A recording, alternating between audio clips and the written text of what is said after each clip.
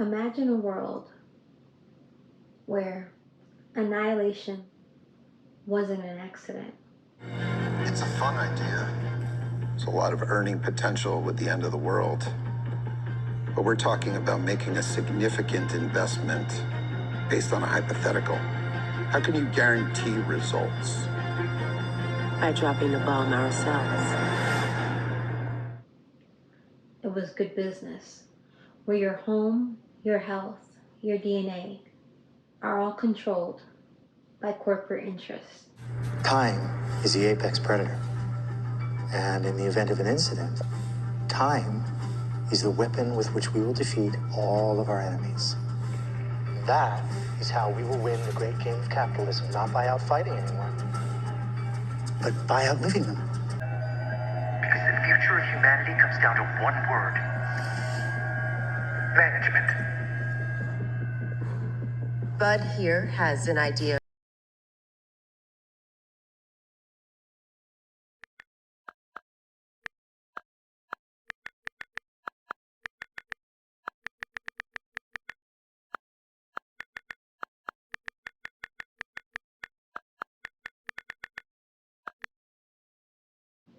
Welcome to Fallout, where Vault-Tec runs the world, and you're just another line item on the balance sheet.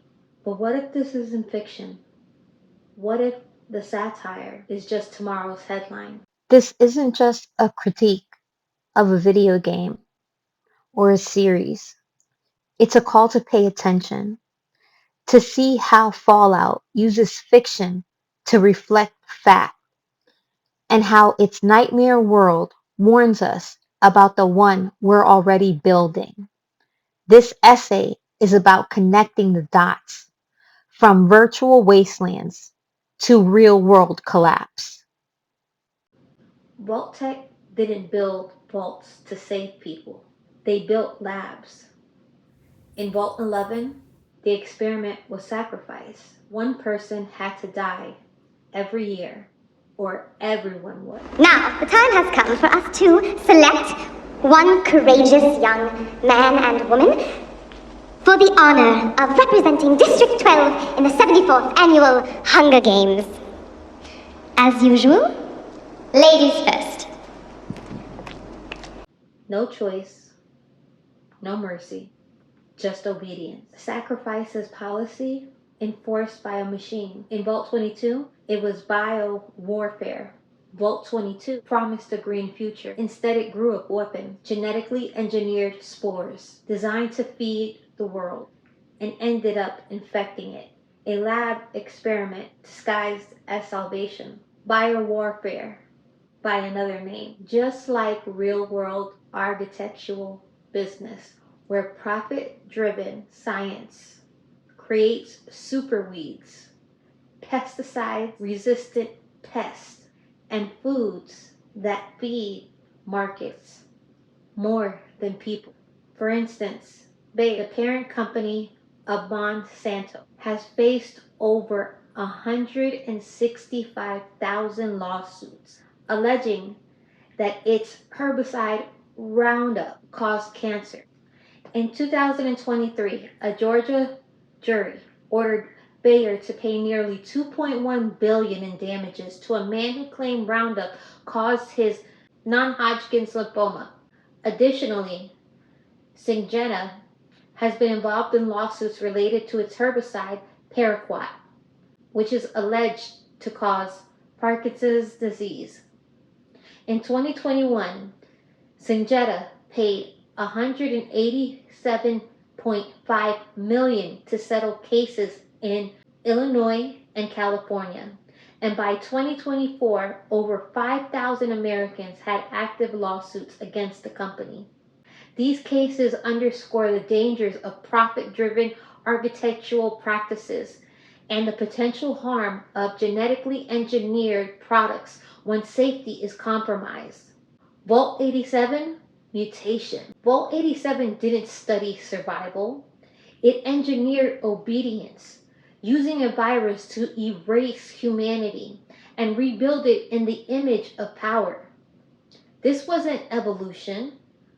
It was erasing humanity and putting a corporate logo on it, just like the real world, where unethical experiments from Tuskegee to MK Ultra use human bodies as testing grounds for state power, all justified in the name of science. The States government did was shameful, and I am sorry. We have no idea how many wives, girlfriends, children inherited the disease and also died or were forever crippled by its effects. For 40 years, the U.S. government-operated Public Health Service conducted what was known as the Tuskegee Syphilis Study, one of the darkest chapters in American history. Now, over 40 years after the study ended, we still don't know, and might never know, the full extent of its effects. And the study might have continued if not for a 1972 article from Associated Press reporter Jean Heller. Everyone who knew about this, to my way of thinking, everyone who knew about this and didn't blow the whistle, that didn't shout to high heaven, this is wrong, is culpable. Syphilis was considered a national health crisis in the early 20th century. You don't know a thing about syphilis, except that you've got it. And many doctors at the time thought syphilis and other medical complications were affected by race. To study the disease, researchers found a population of poor, black, syphilitic sharecroppers in and around Tuskegee, Alabama during the Great Depression. Nearly 400 of the participants had syphilis, while another 200, the control group, did not. In the end, as many as 100 men died from complications related to untreated syphilis, and the message was very clear. Black deaths mattered. Medical doctors deliberately let them die, wanted them to die, for what they could discover from their bodies later. How old were you when you first learned about the Tuskegee study? 23.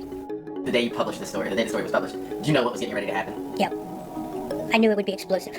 After the story broke, and there was this incredible public outcry, Senator Kennedy had held very, very public congressional hearings on this. If they had been white, your public health service would never have agreed to do this study in the first place. They wouldn't have dared. I still have not heard the answer to the very simple question of why. They should have been able to determine after the first 3 or 4 autopsies that the inside of a black person ravaged by syphilis looks identical to the inside of a white person, and stop the study. Beyond that, Heller believes there's no way to know just how many people were directly or adjacently affected by the study or its disclosure. Survivors, victims of the study, and their families did win a $10 million settlement from the U.S. government, and the study's disclosure led to modern medical ethics procedures. But Heller says more than 40 years later, there's still at least one lesson to be learned from the Tuskegee syphilis study. Those of us who recognize that this country has got so far to go, never quit fighting. Never quit standing up and yelling. I don't care if you're LGBT, I don't care if you're black, I don't care if you're disabled. You need advocates. You need people who can move the world. MK Ultra was real, guys. A CIA mind control program that secretly drugged civilians with LSD, hypnotized patients, and ran torture experiments, all to learn how to control the human mind. One man fell out of the window after being drugged. Another never recovered. The goal wasn't healing, it was obedience. Sounds extreme, right? Look closer. I was given a glass of Kool-Aid, and so were the other children. This Kool-Aid was spiked with LSD. It was horrible. In the early days of the Cold War, the CIA ordered the creation of a secret program intended to find ways of mind control. They funded an army of psychiatric institutions across the United States and Canada to perform experiments on unsuspecting patients using psychedelic drugs, sensory deprivation, electroshock treatment, and more. The program was known by its codename, MK Ultra. It was the most secret program ever conducted by the CIA in the United States. Patients at psychiatric hospitals, prisoners in federal institutions, and even people in the public were given drugs without their awareness or consent and experimented upon. They established what were called safe houses, where prostitutes would lure men to these apartments. And then once the men were in the apartments, they were dosed with LSD. And then they were basically studied by CIA scientists, usually behind a two-way mirror.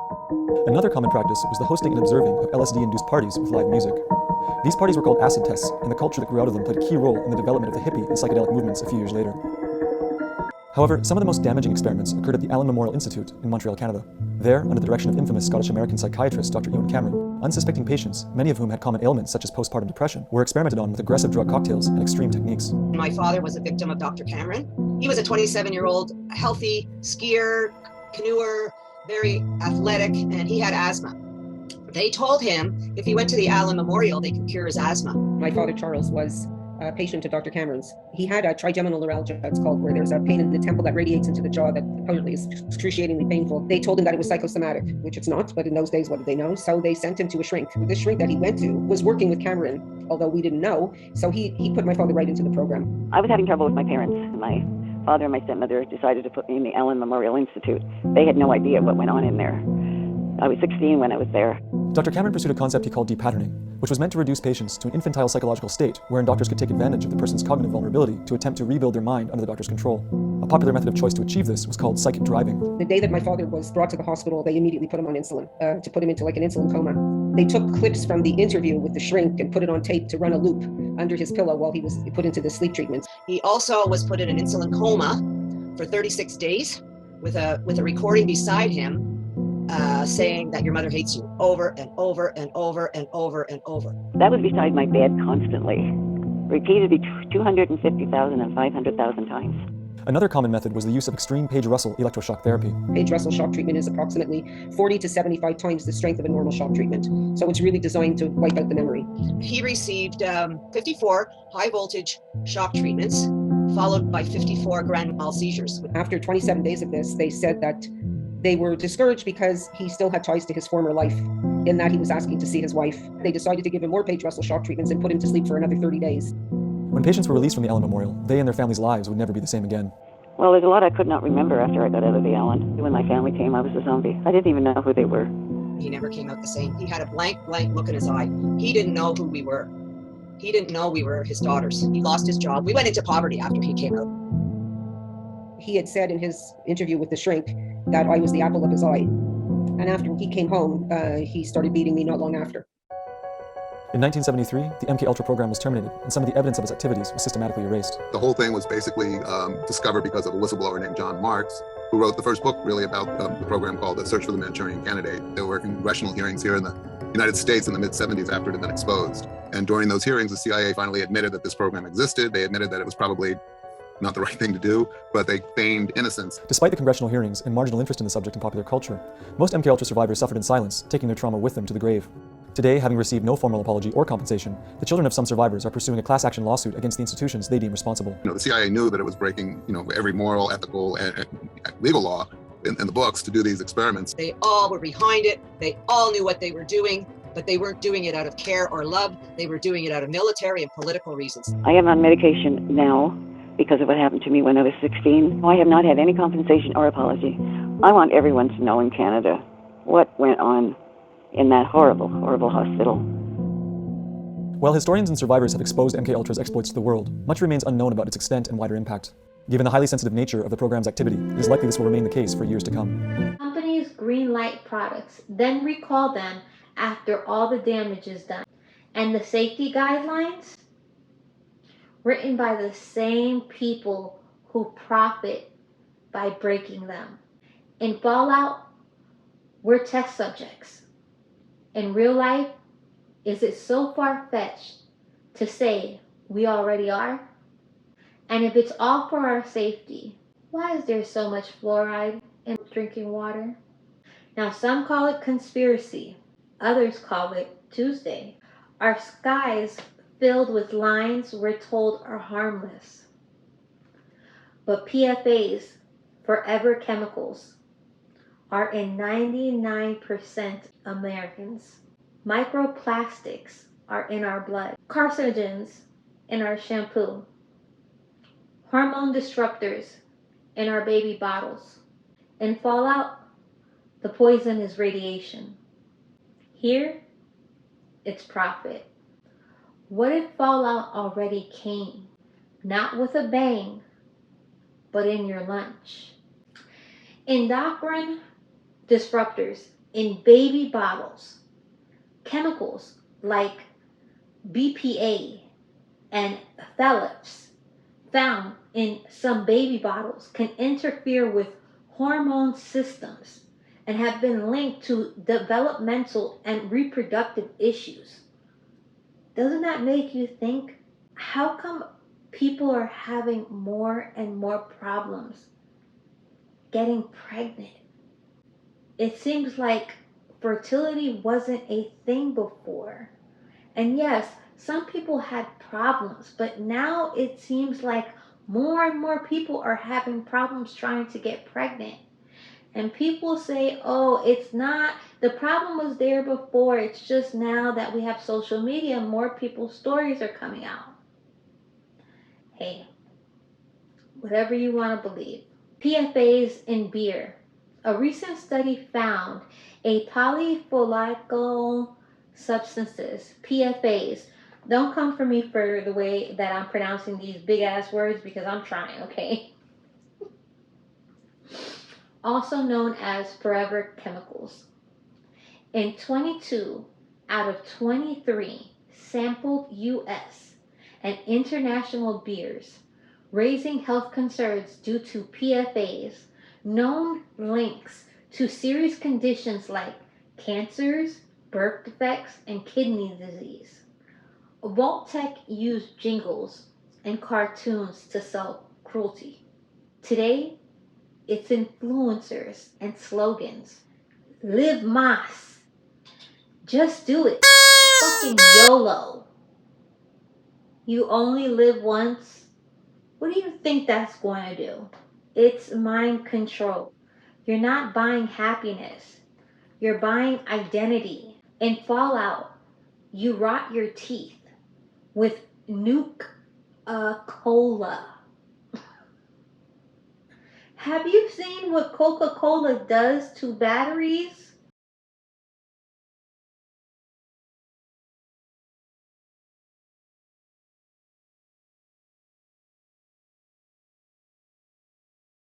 And this is what we put in our bodies. And I really want to be clear about this. I'm not this conspiracy theorist and blah, blah, blah. I'm just literally seeing the mirror of what Fallout was showing me. When I was watching this show, I could not help but keep on reflecting back. I'm a person that I'm a deep thinker. So I'm watching this show and I'm not understanding why I'm resonating with it so much. Why am I resonating with something that has to do with ghouls and goblins and the world coming to the end and the apocalypse and all this other stuff? And I'm sitting there not understanding why until I started writing, and I just felt all this. It was just like boom, boom, boom, boom. I just kept on writing. I could not stop writing. I could not help but see the mirror that this show was showing us. And I don't know if anybody else saw it, but I had to talk about it. Here, you sip soda with PFAs, ice cubes, and call it freedom. Not everyone in Fallout lives in vaults. Most are left on the surface, rebuilding, adapting, surviving without protection. These are the wastelanders.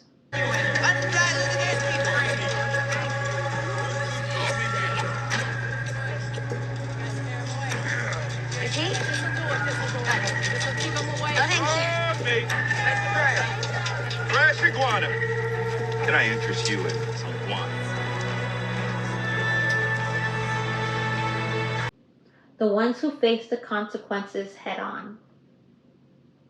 Surface dwellers. The realist. Surface dwellers represent the everyday people outside of the system of power. They're the workers. They're the immigrants. Like wastelanders, they endure real economic, ecological fallout every single day.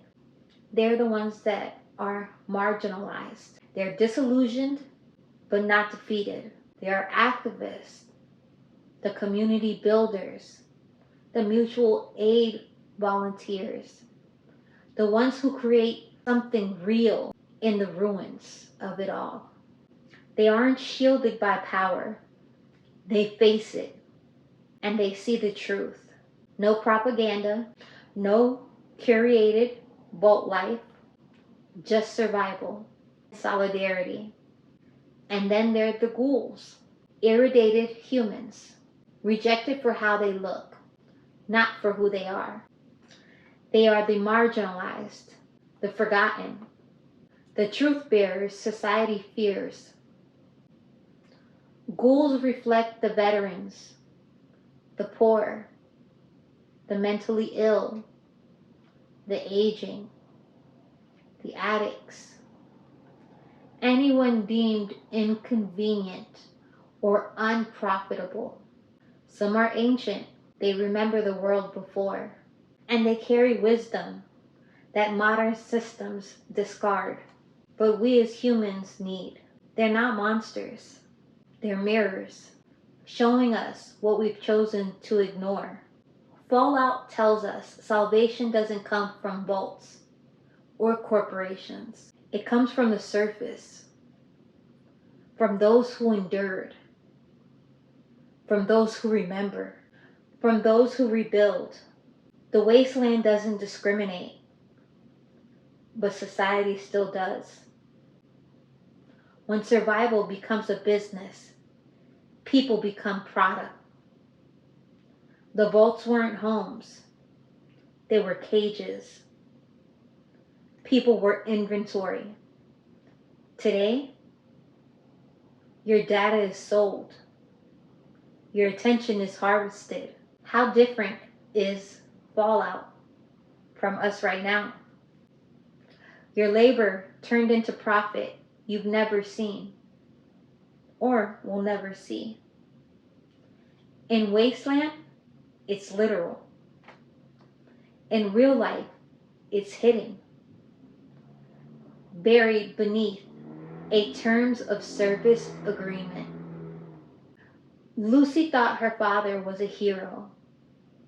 It turns out he bombed Shady Sands to protect a lie. Sounds familiar? Governments backed tobacco, opioids, chemical giants. The truth came too late, after the cancer, after the addiction. And we complied, not out of fear, but out of convenience. We paid for the poison. We voted for it. We defended it online, and still do. Vault-Tec didn't need force, just good PR. Fallout shows us what happens when people become product. The vaults weren't homes. Again, they were cages. Your attention monetized. In Fallout, it's obvious. In our world, it's hidden in fine print. When eggs cost $8 and wages haven't moved in 15 years, it's not inflation. It's exploitation. In 2020, the world stopped and we saw the truth. The only safety net we had was the same system that broke us. While you rationed toilet paper, they launched rockets. And as chaos spread, disinformation did too. The president called COVID a hoax, then caught it himself. People still didn't believe, because belief is power. Control the story, and you control the people. Vault-Tec knew that. So do our leaders. Big Pharma didn't invent COVID, but they saw an opportunity. Billions in taxpayer research sold back to us for record profit. Hospitals overcharged. CEOs got bonuses. Insurance premiums soared. Nurses begged for masks. The system, it cashed in. Just like in Fallout. The sick weren't patients. They were revenue streams. And if you questioned it, you disappeared. Not into a vault, but into an algorithm. Then came burnout, layoffs, replacements. AI didn't save us. It replaced us. Writers, coders, cashiers, gone. Replaced by things that don't eat, sleep, or strike. Opportunity. They called it innovation. But it was just automation without accountability. Your data is still mined, your habits tracked, your phone, you're on a leash. I'm not gonna lie, so am I. Believe me, I'm not above any of this. I'm just speaking what I see.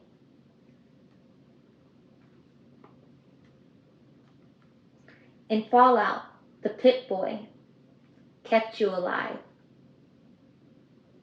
Here, it keeps you monitored.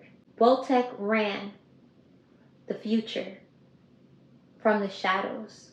Many say the Bilderberg Group does the same. No public records, no press, no oversight. Vault-Tec promised protection, but they gave us experiments. Bilderberg promises cooperation. Critics say it hides consolidation. Secrecy breeds distrust. Distrust breeds power. In Fallout, the conspiracy is confirmed. In real life, the silence is where fear flourishes. Fallout was never about the ghouls or palms. It's about us, our loyalty to corporations, our silence, our surrender to convenience. The bombs, they were symbolic. The real fallout was in comfort, in compliance. We didn't just survive the end, we subscribed to it. This isn't a warning, it's a mirror. But there's hope. Not in the vaults, not in the brands, in us, in community, in resistance, in those who build something better. Survival isn't about strength, it's about connection, it's about truth. Fallout isn't prophecy, it's a signal flare. And maybe, just maybe, it's not too late to listen. We'll see.